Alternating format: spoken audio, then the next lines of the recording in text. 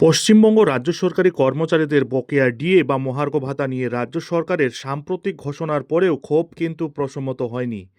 সংগ্রামী যৌথ মঞ্চের আহ্বায়ক ভাস্কর ঘোষ এই বিষয়ে অভিযোগ করেছেন যে বকেয়া মেটানোর নামে রাজ্য সরকার কর্মচারীদের সাথে মারাত্মকভাবে প্রবঞ্চনা করছেন এবং সরকারি হিসাবে ব্যাপক কারচুপিও হচ্ছে।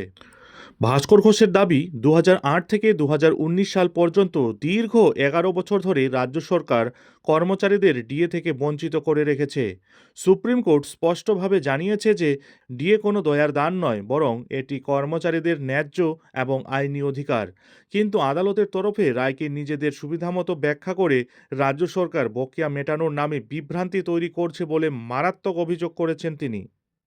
কর্মচারীদের মূল অভিযোগগুলি একাধিক স্তরে বিভক্ত রয়েছে। কেন্দ্রীয় হারে কর্মচারীদের 50% ডিএ বকেয়া ছিল।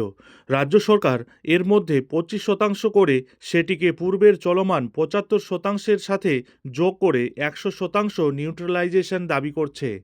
বাকি 25% ডিএর কোনো সদুত্তর দেওয়া হয়নি। কেন্দ্রীয় সরকার জুলাই মাসে ডিএ কার্যকর করলেও রাজ্য সরকার তা দিচ্ছে জানুয়ারি মাস থেকে। মাঝের 6 মাসের টাকা কোষাগারে বাঁচিয়ে রাখা হচ্ছে বলে অভিযোগ।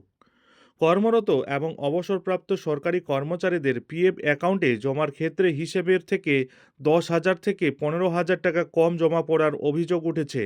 এছাড়াও রাজ্য সরকার 31 মার্চের মধ্যে ডিএ মেটানোর কথা বললেও গ্রুপ এ বি সি কর্মচারীদের জিপিএফে সেই টাকা জমা পড়তে 2026 সালের অক্টোবর মাস পর্যন্ত সময় লাগবে। এর ফলে দীর্ঘ সময়ের সুদের টাকা থেকে সরকারি কর্মচারীরা বঞ্চিত হবেন। ভাস্কর ঘোষের মতে নির্বাচন ঘোষণার 55 মিনিট আগে তড়িঘড়ি করে ডিএ এরিয়ারের এই ঘোষণা রাজনৈতিক উদ্দেশ্য প্রণোদিত। 13 মার্চ থেকে সরকারি নির্দেশিকা প্রস্তুত থাকলেও কেবল ভোট টানতেই এই পদক্ষেপ নেওয়া হয়েছে বলে মারাত্মক দাবি করেছেন তিনি। তাছাড়া সামাজিক প্রকল্পে অনুদান বৃদ্ধিতে কর্মচারীদের কোনো আপত্তি নেই, তবে নিজেদের ন্যায্য পাওনা থেকে এই বঞ্চনা তারা মেনে নেবেন না বলেও জানিয়েছেন। সর্বশেষ তথ্য অনুযায়ী সুপ্রিম কোর্ট গত 5 ফেব্রুয়ারি 2026-এ এক ঐতিহাসিক রায়ে রাজ্যকে 2008 থেকে 2019 সালের বকেয়া ডিএ মেটানোর নির্দেশ দেয় এবং প্রথম কিস্তি হিসেবে 25% বকেয়া 31 মার্চ 2026-এর মধ্যেই মেটাতে বলা হয়। এর পরিপ্রেক্ষিতে রাজ্য সরকার সম্প্রতি জানিয়েছে যে 2016 থেকে 2019 সালের বকেয়া ডিএ একাধিক কিস্তির বদলে একটি কিস্তিতেই 31 মার্চের মধ্যেই মিটিয়ে দেওয়া হবে।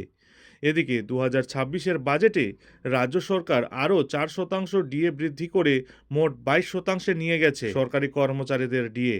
তবে কেন্দ্রীয় সরকারি কর্মচারীদের প্রাপ্ত ডিএর তুলনায় এই হার এখনও অনেকটাই কম রয়েছে। তবে রাজ্য সরকার নির্দেশিকা দিয়ে যতই ডিএ প্রদানের কথা বলুক না কেন, 31 মার্চের মধ্যে তা সম্ভব নয়।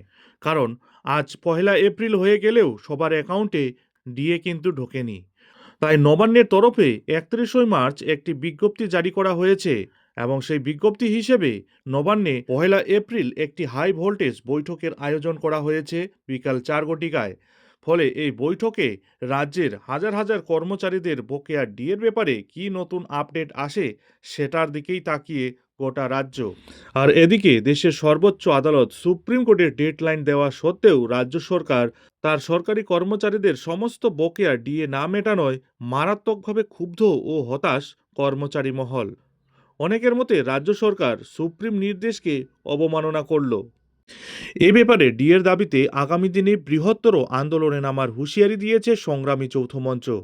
তারা ত্রিমুখী কৌশল গ্রহণ করতে চলেছেন। গত 31 মার্চ সাংবাদিক সম্মেলন করে নতুন কর্মসূচি ঘোষণার পাশাপাশি রাজ্য জুড়ে সাধারণ মানুষের বাড়ি বাড়ি গিয়ে সরকারের বঞ্চনার কথা তুলে ধরা হবে বলেও জানিয়েছেন তিনি। পাশাপাশি আইনি লড়াইও আরও জোরদার করার প্রস্তুতি নিচ্ছেন তারা। সব মিলিয়ে বিভিন্নভাবে কর্মচারীদের চাপ, বিরোধীদের পার্টির চাপ এবং অন্যদিকে আসন্ন বিধানসভা নির্বাচনের চাপে একেবারে লেজে গোবরে পরিস্থিতি মমতা সরকারের। এখন দেখার বিষয় এই সব ঝড়ঝাপটা কী করে সামলান রাজ্য সরকার, আর অন্যদিকে সরকারকে চাপে ফেলতে সংগ্রামী যৌথ মঞ্চই বা কীভাবে ফিল্ডে নামে। নজর থাকবে সেদিকে।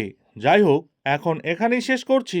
এই ধরনের ডিএ সম্পর্কিত ছোট বড় যে কোনো ধরনের আপডেট ঠিক সময় মতো পেতে অবশ্যই চ্যানেলে চোখ রাখুন।